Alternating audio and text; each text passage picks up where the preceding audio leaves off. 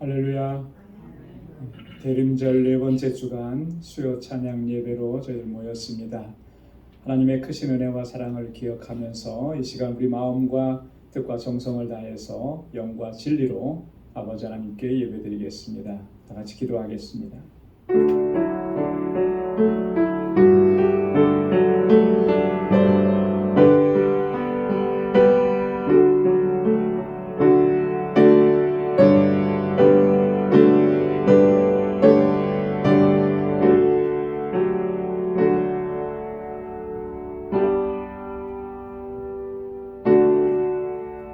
여호와여, 주께서 죄악을 감찰하실진대 주여 누가 서리이까?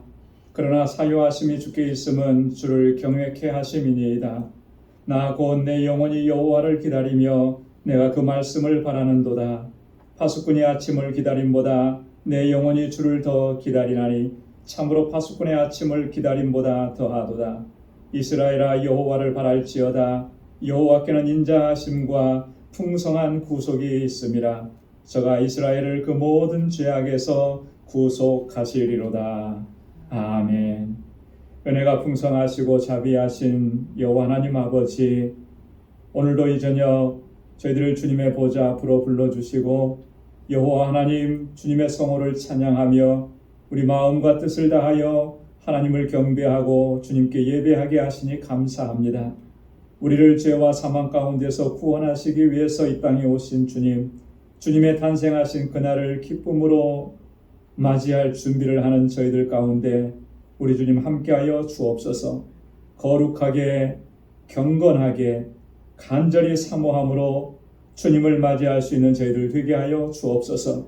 이 시간도 우리 마음을 다하고 힘을 다하고 뜻을 다하여서 하나님 예배하기 원하오니 주님 우리 가운데 찾아와 주시고 성령께서 우리를 다스려 주시고 주장하여 주셔서 하나님 우리의 예배를 받아주시고 주님의 평강으로 덧입혀 주옵소서.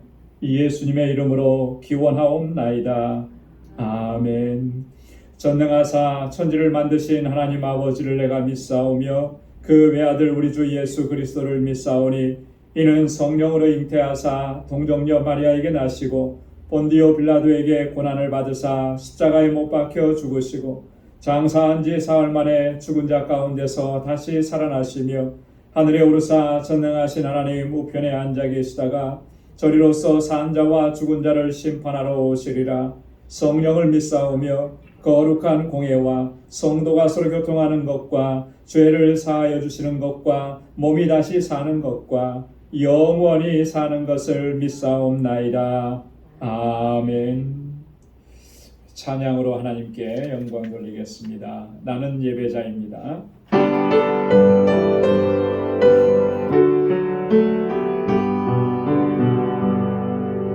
나는 하나님을 예배하는 예배자입니다. 내가 서 있는 곳 어디서나 하나님을 예배합니다.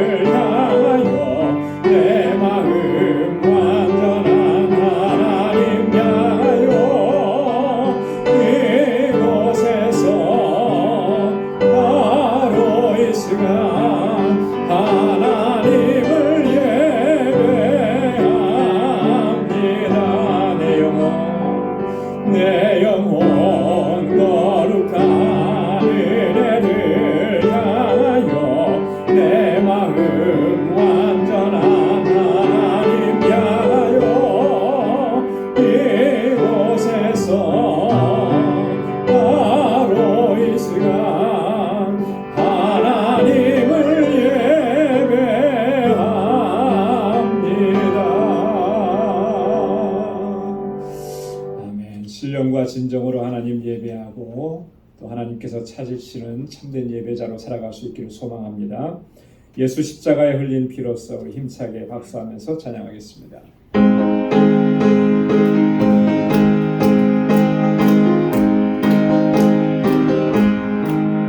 예수 십자가에 흘린 피로써 그대는 씻기어 있는가.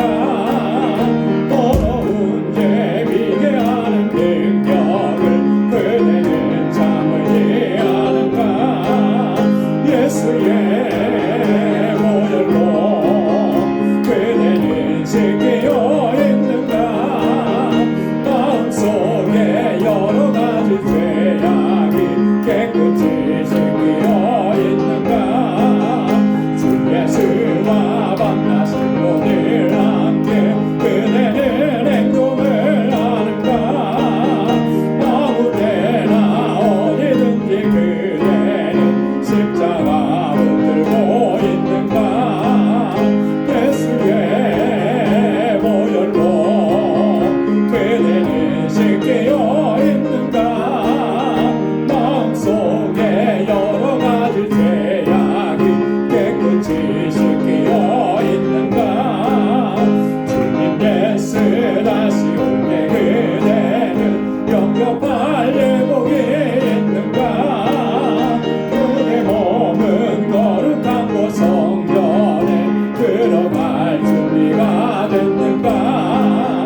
예수의 보혈로 그대는 씻기어 있는가. 마음속에 여러 가지 죄악이 깨끗이 씻기어 있는가.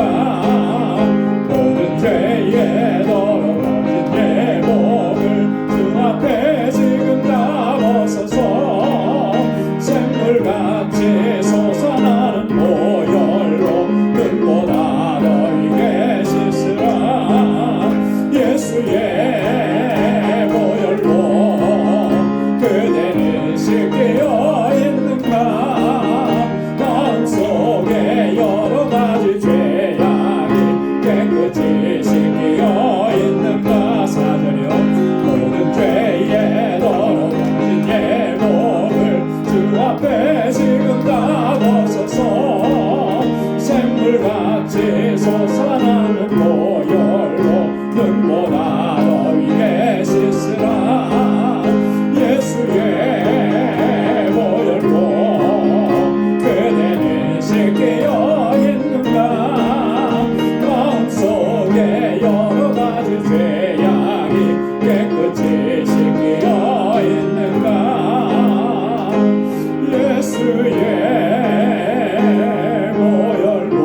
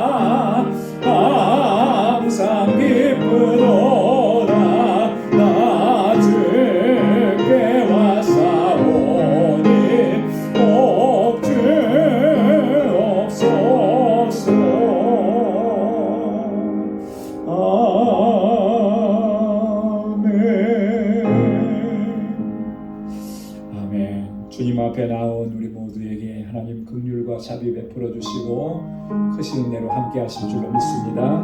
오늘 이 시간 주님을 의지하면서 함께 통성으로 기도하겠습니다. 지난 1년 동안 지켜주신 하나님의 은혜에 감사하고 또 하나님께서 더욱더 크신 은혜 베풀어 주셔서 주님의 주신 사명 잘 감당할 수 있게 하옵소서. 우리 방주 공동체를 위해서 기도해 주시고 진정한 믿음의 공동체요 아름다운 사랑의 공동체가 되게 하셔서 주님의 주신 사명, 영혼 구원의 사명, 주님의 증인된 사명 잘 감당하는 귀한 공동체 되게 하옵소서. 세워주신 주의 일꾼들과 각 기관들을 위해서 또 우리 주일학교와 유스그룹과 EM을 위해서 우리 EM의 목회자 청빙을 위해서 기도해 주시고 우리 지체들을 위해서 특별히 환우분들을 위해서 연로하신 어르신들을 위해서 또 사업장들을 위해서 같이 기도해 주시고 선교지를 위해서 이 시간 나같이 통성으로 함께 기도하겠습니다. 은혜가 풍성하신 아버지 감사합니다. 오늘도 이 저녁 저희들을 아버지의 보좌 앞으로 이렇게 불러주시고 하나님 경배하고 찬양하게 하시고 예배케 하시니 하나님 감사합니다.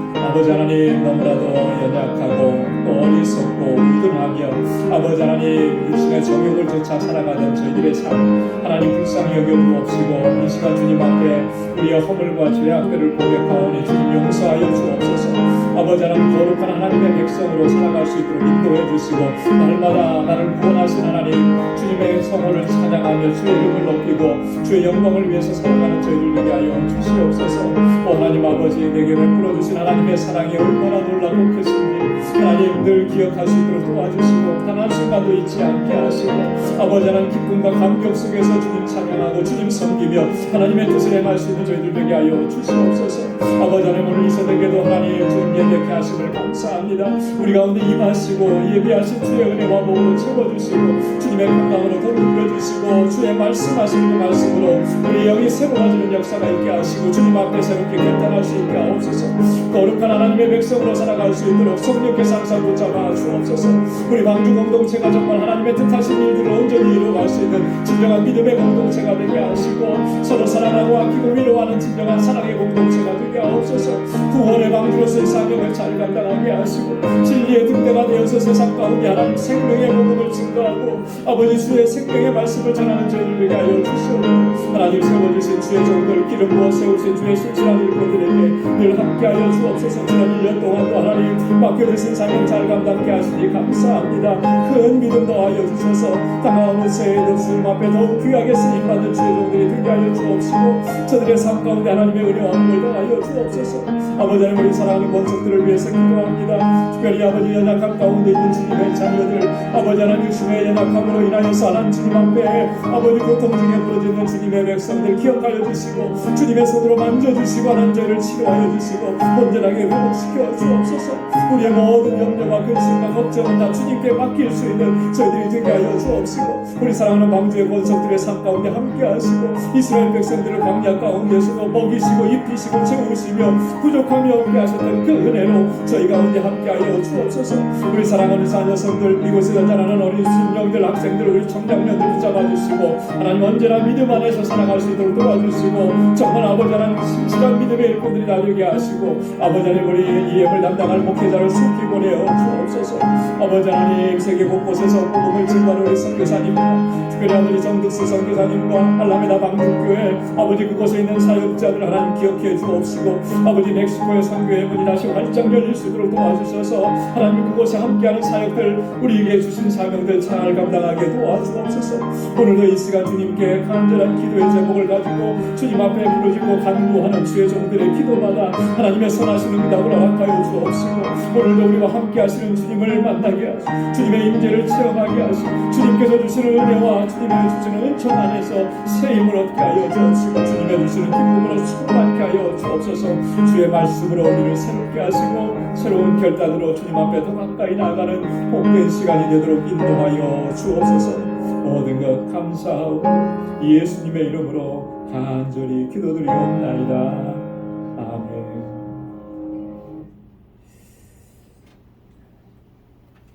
우리의 간절한 기도를 우리 주님 들으시고 응답해 주실 줄로 믿습니다.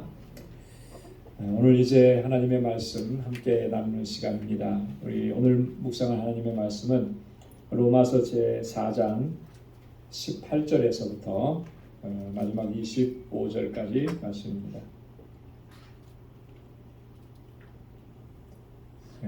로마서 제4장 18절에서부터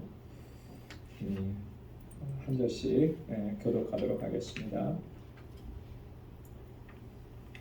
아브라함이 바랄 수 없는 중에 바라고 믿었으니 이는 내 후손이 이가 되리라 하신 말씀대로 많은 민족의 조상이 되게 하려 하심을 인함이라.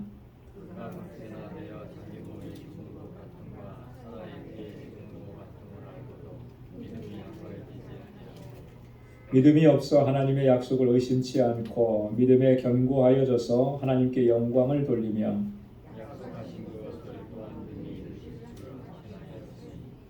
그러므로 이것을 저에게 의로 여기셨느니라.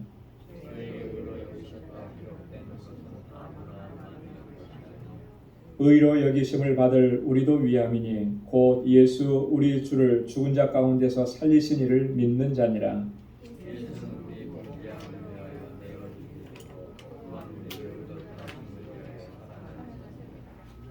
아멘. 우리가 지난주에 우리 로마서 제4장 13절에서부터 말씀을 쭉 같이 묵상을 했습니다. 지난주에 사실은 이 끝까지 다 마치려고 했는데 시간이 많이 부족해서 다 못했어요. 지난주의 말씀을 우리가 간단하게 보면 이 아브라함의 영적 후손 하나님께서 이 후사에 대한 약속을 해주셨는데 그 후사에 대한 약속, 그 언약은 무엇으로 말미암은 것이냐라고 하는 부분을 바울이 지금 얘기를 했습니다. 하나님께서 언약을 주셨는데 그 언약은 무엇으로 인한 것이냐? 그것은 율법으로 말미암은 것이 아니라 믿음의 의로 말미암은 것이다라고 분명하게 선언을 했습니다. 하나님께서 아브라함을 믿음을 보시고 그를 의롭다 여기시고 그 위에 하나님께서 아브라함에게 이런 언약을 맺어주셨다는 그 언약을 맺어주신 내용들을 우리가 창세기에서 자세하게 살펴볼 수가 있습니다. 근데 그것을 한마디로 요약하라고 한다면 아브라함을 통해서 세상에 후사를 주시겠다라고 하는 거예요. 하나님의 기업을 이어갈 하나님의 백성들을 하나님께서 아브라함의 후손을 통해서 허락하시겠다라고 하는 그런 약속이라고 하는 것이죠. 그래서 이 하나님께서 주신 이 언약을 받은 시점이 언제냐라고 하는 것을 바울이 강조하는 거예요. 유대인들을 대상으로 이렇게 이야기하는 거죠. 유대인들은 율법을 의지해서 율법으로 말미암아 그리고 우리가 율법을 잘 지킴으로 인해서 그 언약을 우리가 성취함 받는 것이다 이렇게 생각을 했는데 율법이 아니라는 거죠. 율법을 주시기 훨씬 이전에 하나님께서 아브라함에게 이 언약을 맺어주셨다라고 하는 것을 이야기하는 것입니다. 그리고 아브라함의 믿음을 보시고 그래서 우리가요 하나님께서 주신 언약을 우리도 마찬가지예요. 하나님께서 주신 언약을 받아서 누리고 하나님께서 약속하신 그것이 우리의 삶 가운데서 실행되는 것, 성취되는 것을 맛보는 것은 무엇으로 인하느냐면 아브라함처럼 믿음으로 반응한 사람, 그 사람만이 하나님께서 주신 언약의 성취함을 누리는 그런 축복을 얻게 된다라고 하는 것이죠. 그럼 율법은 뭐냐라고 했을 때 율법은 뭐라 그랬습니까? 율법은 죄를 깨닫게 하는 것이다 그랬어요. 그죠? 율법으로 말미암아 하나님의 진노가 임하게 한다. 그죠? 율법은 정죄하는 기능이 있다 그랬어요. 근데 정죄하는 것으로만 끝나버리느냐면 그게 아니죠. 우리로 하여금 죄를 깨닫게 해서 누구에게로 나아가는 거라 그랬습니까? 예수 그리스도에게로 나아가도록 그런 역할을 하는 것이 율법이에요. 만약에 율법이 없었다면 사람들은 어땠을 것 같습니까? 율법이 없었다면 죄를 짓고도 그게 죄인 줄 모르는 거예요. 여러분 이것처럼 정말 그 최악인 상황이 없는 거죠, 그죠? 죄를 분명히 졌는데 그게 죄인 줄을 몰라요. 세상에는 참 그런 뻔뻔한 사람 많더라고요. 뉴스에 보면 내가 무슨 잘못을 했냐고 붙잡혀 가면서도 그러는 거예요. 율법이 없다면 누구도 죄를 깨닫지 못해요. 여러분 그게 이제 얼마나 심각한 거냐면 죄를 깨닫지 못하면 깨닫지 못한 상태에서 그 죄로 말미암아 율법의 정죄함을 받고, 그죠? 그 죄에 대한 대가를 치르게 되는 거예요. 얼마나 끔찍한 일이겠어요. 하나님께서 율법을 주셔서 우리로 하여금 죄를 깨닫게 하시고 또 예수 그리스도를 우리 가운데 보내어 주셔서 그리스도에게로 나아가도록, 율법은 여기까지의 역할이라는 거예요. 그래서 율법도 선한 것이고요. 율법은 그래서 바울이 뭐라 그랬어요? 몽학 선생이다, 이렇게 얘기했죠. 자, 후사가 되는 것은 또 바울이 뭐라고 얘기했냐면 하나님의 은혜로 되는 것이다 그랬어요. 은혜. 전적인 하나님의 은혜예요. 거기에는 뭐 우리가 잘났거나 뭐 아브라함이 다른 사람들보다 좀 더 나았거나 이런 게 아니라는 거예요. 하나님의 은혜예요. 아브라함을 택하신 것도 하나님의 은혜죠. 하나님의 주권적인 섭리예요. 그런데 하나님께서 그렇게 은혜로 주셨는데 여기에 아브라함은 믿음으로 반응을 한 것이죠. 믿음으로 반응. 원리가 그렇게 되는 것입니다. 그래서 하나님께서 먼저 우리에게 은혜를 베풀어 주시고 그 은혜에 대해서 믿음으로 반응할 수 있도록, 그랬을 때 하나님의 언약이 우리 가운데서 성취되는 것을 우리가 경험하게 된다. 그리고 이 아브라함을 부르신 하나님은 어떤 분이시냐라고 하는 것을 바울이 17절에서 얘기했잖아요. 하나님께서 아브라함을 부르셨는데 그 하나님은 어떤 분이시냐. 여기서는 바울이 이렇게 얘기했습니다. 죽은 자를 살리시고 없는 것을 있는 것 같이 부르시는 하나님이시다. 죽은 자를 살리시는 하나님, 없는데 무에서 유로 부르시는 하나님. 뭐 당연한 건데 왜 그렇게까지 얘기하느냐. 뭐 그럴 수 있는데요. 아브라함의 삶에서 하나님께서 역사하신 그 사건을 통해서 바울이 이렇게 얘기하는 거예요. 그죠? 아브라함이 그걸 경험했잖아요. 그죠? 죽은 자를 살리시는 하나님을 경험한 거예요. 그죠? 아무것도 없는 것 같은데 있는 것 같이 부르시는 하나님을 경험합니다. 그래서 두 가지 사건을 제가 말씀을 드렸잖아요. 첫째는 뭐라 그랬습니까? 이삭의 출생. 이삭의 출생. 아브라함은 이미 자녀를 낳을 수 있는 그런 육체적인 상황이 아니었다라고 하는 거예요. 그걸 19절에 가면 뒤에 가면 나오는데 죽은 것 같은 거예요. 사람 살아있지만 더 이상은 생산할 수 있는 그런 신체 조건이 아니라는 거죠. 그런데도 하나님께서는 그를 통해서 이삭을 주셨어요. 죽은 자 가운데서 생명을 주신 거죠. 뿐만 아니라 이 이삭을 번제단에 바치는 사건이 있었다 그랬습니다. 번제단에 바쳤다라고 하는 건 이미 그 단 위에 올라가면 뭐예요? 죽은 거예요. 죽은 거. 그죠? 그런데 하나님께서 죽이셨습니까? 아니죠. 살리셨죠. 살리셨어요. 그것을 히브리서 기자가 아브라함이 믿음으로, 그 믿음을 가지고 그렇게 했다라고 히브리서 기자는 기록을 하고 있다 그랬어요. 왜냐하면 이 약속은 이삭은 어떤 자녀이기 때문에 하나님의 약속이 있는 자녀이기 때문에 유일하게 아들 하나 딱 있어요. 그죠? 근데 그 아들을 바치라고 했습니다. 그래서 죽어버리면 다 끝나버리는 거 아니겠어요? 아브라함은 믿은 거죠. 하나님이 그러실 리 없다. 그죠? 다시 이 아들을 살리실 것이다. 왜냐하면 하나님 분명하게 약속하셨고 하나님은 신실하신 분이시기 때문에 아브라함에게 이 믿음이 있었다라고 하는 것이죠. 그래서 죽은 자를 살리시며 없는 것을 있는 것 같이 부르시는 하나님이시라고 하는 것. 아브라함의 삶 속에서 그렇게 하나님은 나타나셨다라고 하는 것입니다.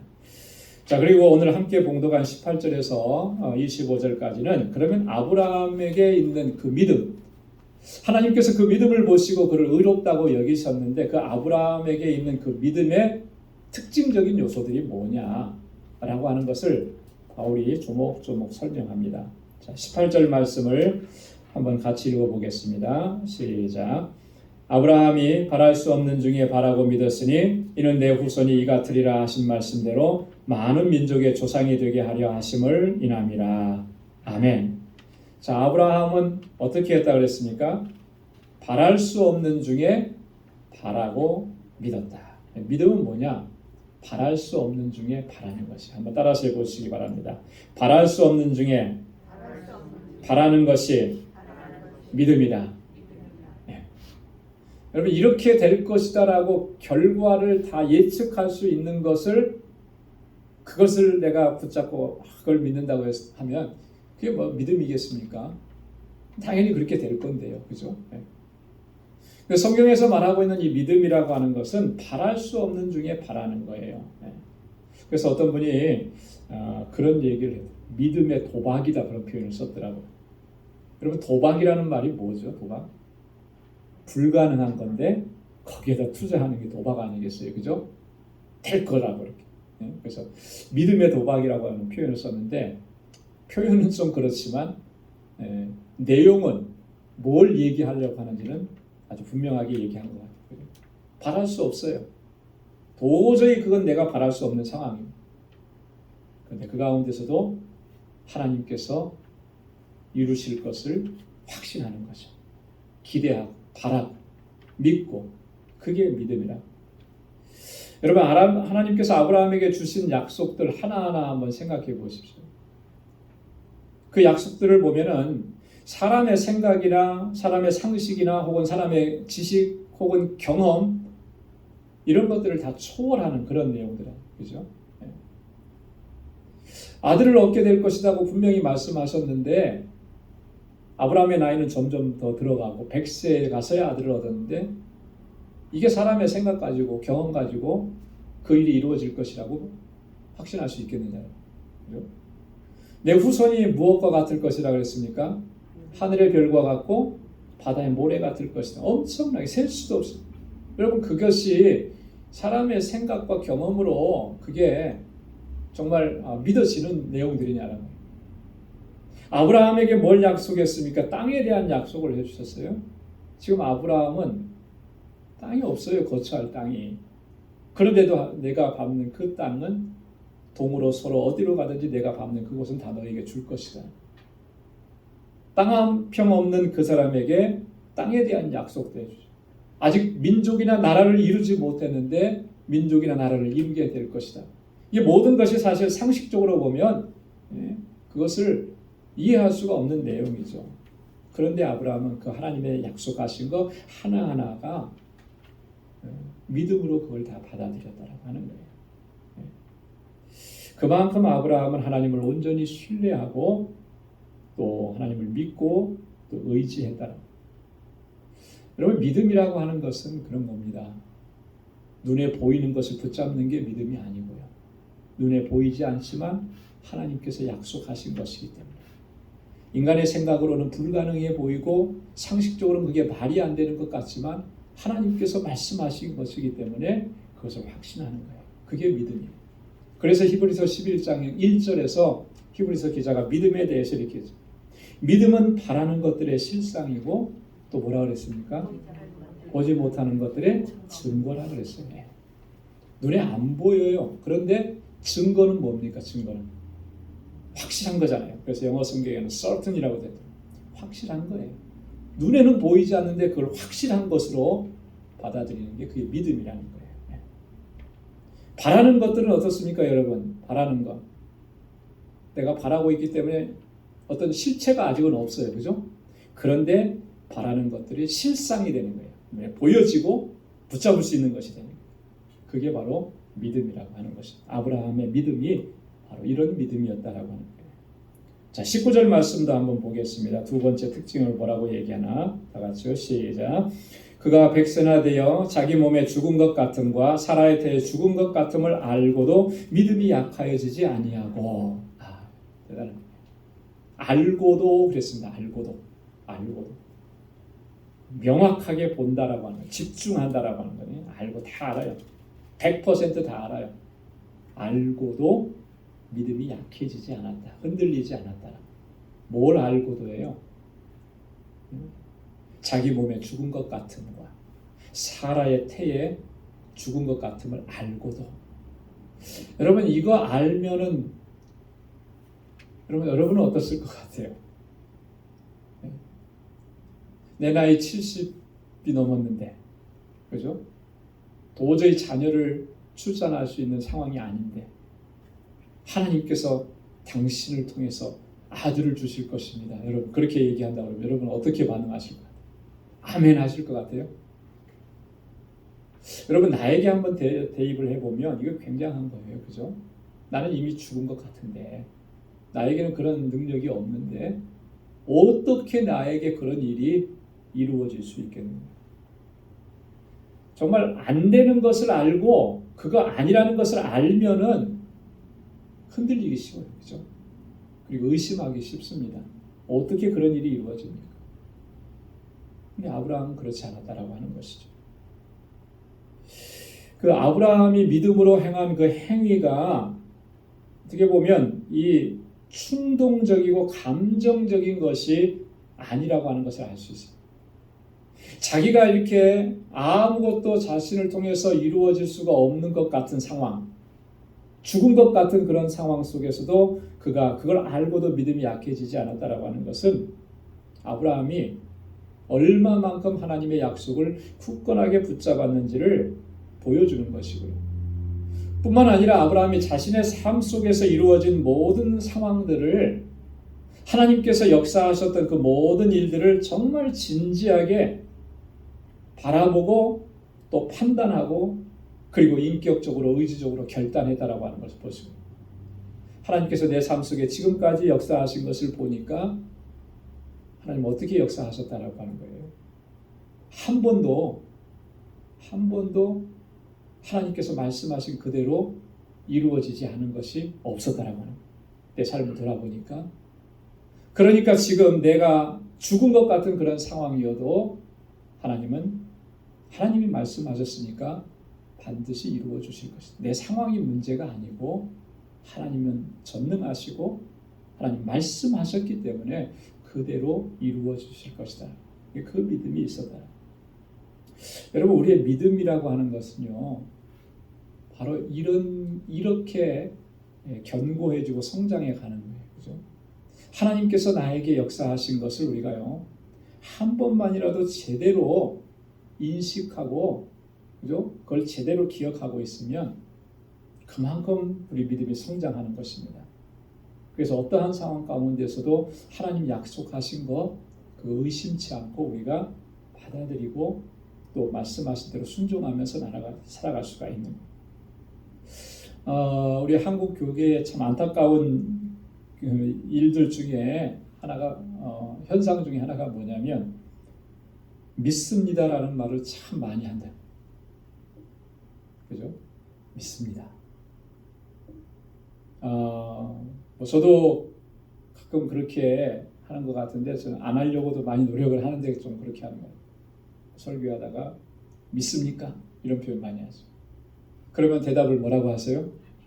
아멘, 믿습니다. 근데 어떤 분들은 보면 설교하시면서 믿습니까를 그렇게 많이 하시는 분도 있는데 믿습니까 하면 바로 뭐가 나오냐면 아멘이 나와요. 자동적으로. 근데요, 정말 그 믿습니까라고 했을 때 그냥 습관적으로 나오는 아멘이 아니고 정말 내가 믿느냐라고. 그렇죠? 분명한 그런 확신을 가지고 내가 믿느냐 아니면 그냥 그 분위기에 휩쓸려 가지고 내가 지금 아멘 안 하면 안 될 것 같으니까 아멘 하느냐. 이건 너무나 큰 차이거든요. 여러분 우리가 순간적인 충동이나 감정적인 것에 의해서 우리가 아멘하고 믿습니다 하는 게 아니고요. 내 삶 속에서 하나님께서 어떻게 역사하셨는지를 돌아보면서 그걸 잊지 않고 기억하면서 앞으로도 하나님께서 그와 같이 이루어 주실 것이라는 그런 확신을 갖는 게 그게 믿음이라고 하는 거예요. 그러니까 오늘 내가 믿음으로 순종해서 하나님 역사하시는 것을 체험하는 것이 우리가 앞으로 나아가는 믿음의 여정 가운데 얼마나 중요한지 이렇게 순종하면서 하나님께서 역사하시는 것을 체험한 것이 없으면 정말 우리는 쉽게 넘어집니다. 쉽게 넘어져요. 그리고 하나님 약속하신 것을 끝까지 붙잡을 수가 없어요. 그러나 말씀에 순종하면서 하나님 역사하신 것을 체험한 사람은 더욱더 견고한 믿음 안에서 승리의 삶을 살아가게 되는 줄로 믿습니다. 그래서 신앙생활에서 가장 중요한 요소 중에 하나가 뭐냐면 하나님의 약속을 항상 기억하는 거예요. 하나님이 무슨 약속을 하셨는가? 그 약속하신 것을 기억하고 또 그것을 의지하는 것입니다. 여러분, 하나님께서 여러분들에게 무슨 약속을 주셨습니까? 한번 여러분 진지하게 생각해 보신 적 있어요? 하나님께서 나에게 주신 약속들? 송구영신 예배 때가 되면 항상 여러분들 가정에 주시는 하나님의 말씀을 제가 준비하면서 성경에서 한 구절씩 이렇게 전해드립니다. 올해도 지금 송구영신 예배 여러분들 가정에 드리는 하나님의 말씀, 그것을 제가 여러분들 가정들을 생각하면서 준비해요. 하나님께서 이렇게 여러분들 가정에 허락해 주셨으면 좋겠습니다. 그런 마음을 가지고 준비해요. 그렇게 해서 받게 되는 하나님의 말씀은 하나님께서 여러분들에게 주시는 약속이에요. 약속. 그것은 하나의 약속일 뿐입니다.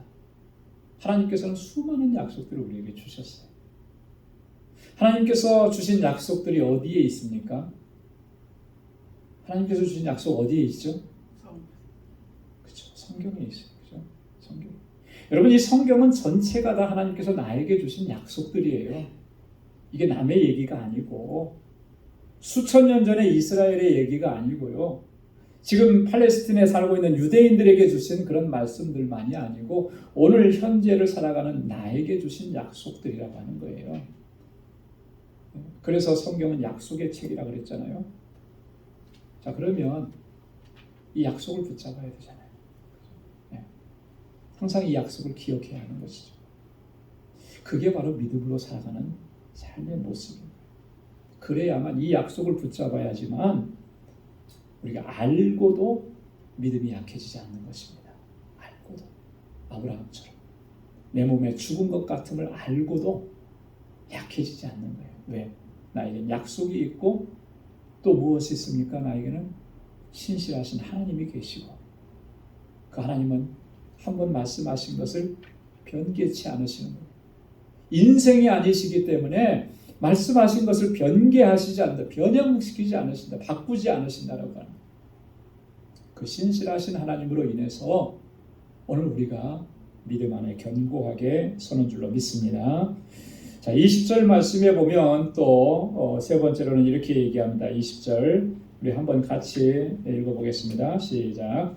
믿음이 없어 하나님의 약속을 의심치 않고 믿음에 견고하여져서 하나님께 영광을 돌리며. 아멘. 믿음이 없어서 하나님의 약속을 의심치 않았다. 하나님 약속하신 거 의심치 않았다. 여러분, 의심한다라고 하는 이 말은요, 양자 간에 판단한다라고 하는, 마음이 나누인다, 주저한다라고 하는 그 원어의 뜻이 있습니다. 왜 주저하고 왜 양자 간에 판단합니까? 내 상식을, 또 내 경험을, 내가 알고 있는 지식을 앞세우니까 자꾸 판단하게 돼요. 그죠? 이렇게 말씀하셨는데 내가 경험해 본 바로는 그게 아닌 것 같다. 자꾸 내가 경험한 것들이나 내가 알고 있는 지식이나 이런 것들을 너무 이걸 앞세우는 거예요. 그러다 보니까 자꾸 하나님의 말씀이 어떻게 됩니까? 아닌 것 같은 거예요. 하나님 약속하셨지만 그건 아닌 것 같은데 의심을 하게 돼요. 아브라함은 그러한 것으로 인해서 마음이 나누이지 않았다라고 하는 거예요. 이게 중요한 것이죠. 여러분, 내 기억, 내 경험이나 아까도 말씀드린 것처럼 내 지식은요, 정말 하나님의 말씀 앞에서 다 내려놔야 됩니다. 내가 얼마만큼 오랫동안 생활을 해왔든지, 내가 신학을 얼마나 많이 공부했든지, 성경 공부 얼마나 많이 했든지, 내가 이 세상에서 얼마나 많은 경험을 쌓았든지, 그거 다 내려놔야 돼요. 그리고 말씀 앞에, 하나님의 말씀 앞에 겸손하게 서야 하는 것입니다. 그래야 의심하지 않죠. 의심이 생기는 것은 그런 거예요. 내가 알량하게 조금 가지고 있는 그런 지식들이 자꾸 의심하게 만드는 거예요. 자꾸 의심하게. 이거 다 내려놔야 돼요. 그리고 오늘 성령께서 말씀을 통해서 우리에게 친히 말씀하시고 나를 주장하시는 그 앞에 우리가 겸비하게 서야 하는 것입니다. 그럴 때 하나님의 말씀을 온전하게 신뢰하고 믿고 의심하지 않고 견고하게 서게 되는 것입니다. 자, 오늘 이 말씀 20절에 보면은 한 가지 중요한 게 있는데요. 믿음에 견고하여져서 그런 표현이 있습니다. 아브라함이 믿음에 견고해졌다. 여러분, 이 아브라함의 믿음이 견고해졌다라고 하는 이 표현은 뭘 의미하는 거겠습니까? 여러분 딱 들으면은 뭐가 먼저 생각이 납니까? 견고해졌다라고 하는 말은 견고하지 않는 상황도 있었다라고 하는 거죠. 그죠? 아브라함이 뭐 처음부터 이렇게 견고한 믿음을 가졌던 사람은 아니라고 하는 것을 알 수가 있어요. 그리고 우리가 창세기에서도 볼 수가 있는 것처럼 아브라함의 연약함, 아브라함의 실수, 이런 것들을 우리가 읽을 수 있잖아요. 그죠? 아브라함의 연약함이 어디에서 나타났습니까? 아브라함도 처음에는 하나님의 약속을 그렇게 온전하게 확신하지 못했어요. 자, 그러다 보니까 누가 태어나게 됩니까? 이삭이 태어나기 전에 이스마엘이 태어나게 되는 거잖아요. 그죠? 이스마엘이 태어나. 그보다 훨씬 이전에는 하나님께서 아브라함에게 너는 애굽으로 내려가지 말라 그랬는데 기근이 오니까 애굽으로 내려가요. 그랬다가 큰 어려움을 당하죠. 자기 아내를 뺏길 뻔했고 자기는 죽을 뻔했어요. 그리고 아내를 뭐라 그랬어요? 누이라고 속이기까지 했어요. 자, 이런 모습을 보면 정말 아브라함의 믿음의 조상이 맞나 그런 생각이 들어요. 그가 하나님을 믿기는 믿었지만 그래서 하나님께서 가라는 대로 가기는 갔지만 여전히 그는 연약한 상태였다라고 하는 것이죠. 그런데 그런 상황들 속에서 하나님께서 그를 견고한 믿음의 소유자로 만들어 가셨다라고 하는 그런 의미입니다. 여러분, 우리도 마찬가지예요. 내가 좀 믿음이 연약하다. 나는 왜 이렇게 의심이 많을까? 내가 확신이 안 될까? 여러분, 그것 때문에 너무 좌절하거나 염려하거나 의기소침할 필요는 없습니다. 하나님 우리를 만들어 가시면 돼요. 만들어 가시면. 근데 중요한 건 뭐냐면, 저절로 만들어지느냐면 그렇지 않아요. 하나님께서 하시는 일들 보면 아브라함도 마찬가지였고, 하나님께서는 우리를 인도해 가시면서 굳건한 믿음의 사람으로 만드시는데 그렇게 인도하시는 하나님 앞에 우리가 온전하게 순종하면서 나아가야 돼요. 하나님께서 말씀하신 대로 따라가야 돼요. 순종의 훈련을 통해서 믿음이 견고해지는 것입니다. 다른 게 없어요. 여러분, 기도 많이 하는 사람이 정말 믿음이 굳건한 사람이 될 것 같은데요. 기도 많이 하고도요, 헷가닥 넘어가는 사람 얼마나 많은지 몰라요. 성경 많이 읽었다는 사람, 성경 공부 많이 했다는 사람이 굉장한 믿음의 소유자인 것 같은데요. 그렇게 성경 공부 많이 하고도 이단으로 빠져나가는 사람들이, 저는 그런 사람들도 봤어요. 왜 그러냐면 기도 그렇게 많이 했어도 하나님께서 말씀하시는 일에 순종하지 않기 때문에, 성경 공부 그렇게 많이 했어도 정말 하나님의 말씀대로 순종하지 않고 자기 좋은 대로 하는 거예요. 자기가 좋아하는 걸 더 많이 하고, 이건 내가 하기 싫어하고 그건 순종 안 하고, 그러면요 그 믿음이 견고해질 수가 없는 거예요. 하나님의 말씀에 순종할 때마다 우리의 믿음이 더 단단해지는 것입니다. 또 성장해 가는 것입니다. 그러니까 하나님께서는 이렇게 순종의 훈련을 통해서 굳건한 믿음의 사람으로 만들어가요. 아브라함이 왜 믿음의 조상이 되었겠습니까? 순종의 사람이었기 때문에. 히브리서 기자는 아브라함을 믿음의 사람으로 언급하면서 그의 순종에 대해서 이야기하는 거예요. 순종이 곧 믿음이다. 자, 그 다음에 계속 보겠습니다. 21절과 22절에는 하나님의 약속에 대한 확신이 아브라함에게 있었다라고 하는 것을 얘기하죠. 우리 다 같이 한번 21절, 22절 한번 같이 읽겠습니다. 시작.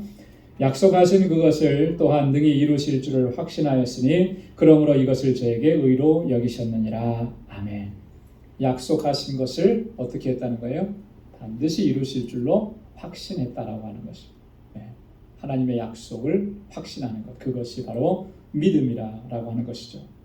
자, 그런데 여기 23절과 24절에 중요한 원리 하나를 우리에게 가르쳐 줍니다. 그건 뭐냐면 아브라함에게 역사하셨던 하나님, 아브라함을 의롭다 여기시고 아브라함을 그렇게 아브라함과 언약을 맺으셨던 하나님은 똑같은 원리로 오늘 우리에게도 마찬가지로 그렇게 역사하신다는 거예요.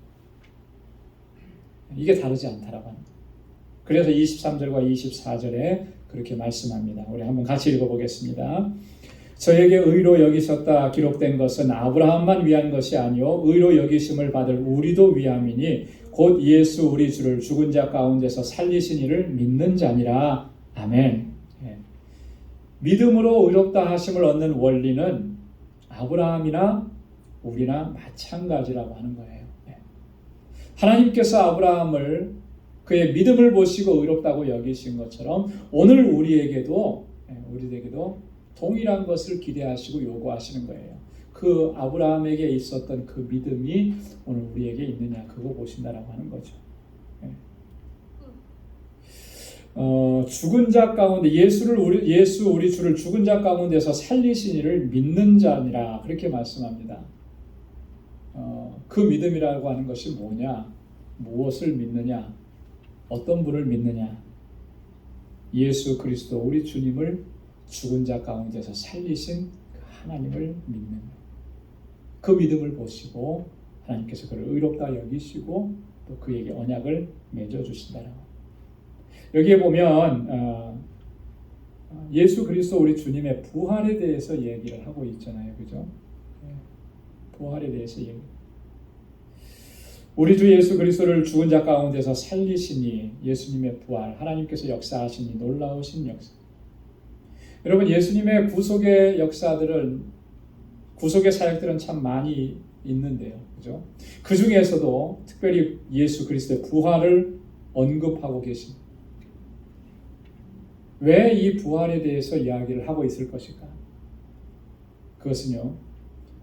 하나님께서 아브라함에게 약속하신 그 언약이 바로 예수 그리스도의 부활을 통해서 완전히 성취되었다라고 하는 것을 우리에게 알려주시기 위해서. 그래서 예수 그리스도의 죽으심과 예수 그리스도의 부활이 오늘 우리에게 어떤 역사를 이루시느냐라고 하는 것을 그 다음 절 25절에서 설명합니다. 자, 25절 보겠습니다. 다 같이요. 시작. 예수는 우리 범죄함을 위하여 내어줌이 되고 또한 우리를 의롭다 하심을 위하여 살아나셨느니라. 아멘. 아브라함의 얘기를 쭉 하다가 마지막에 누구 얘기하신 거예요?